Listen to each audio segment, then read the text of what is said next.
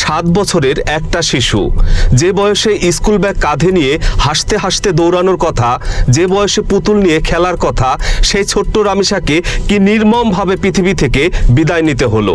প্রিয় দর্শক, ভাবুন তো, একটা বাবা আজ মেয়ের খেলনা দেখে কাঁদছে, একটা মা আজও মনে করছে মেয়েটা হয়তো দরজা খুলে আবার দৌড়ে এসে আম্মু বলে ডাক দিবে।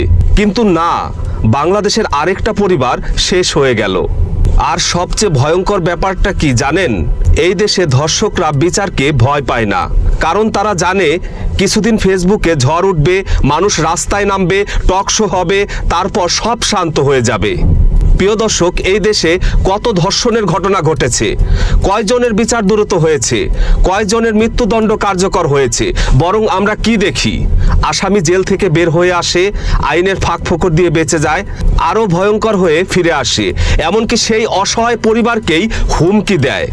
তাহলে সাধারণ মানুষ আইনের উপর বিশ্বাস রাখবে কি করে?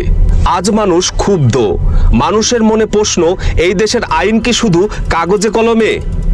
দর্শক, একটা বিষয় পরিষ্কার, যে দেশে অপরাধীর ভয় থাকে না, সেই দেশে অপরাধ বাড়তেই থাকবে। যদি এমন বিচার হতো যেখানে ধর্ষকের প্রকাশ্য কঠিন শাস্তি কার্যকর হতো, তাহলে অপরাধ করার আগে তারা শতবার ভাবতো। আজ মানুষ শুধু রামিসার বিচার চায় না, মানুষ ভবিষ্যতে প্রতিটা শিশুর নিরাপত্তা চায়। কারণ আর কোনো বাবার বুক খালি হোক এটা বাংলাদেশ দেখতে চায় না।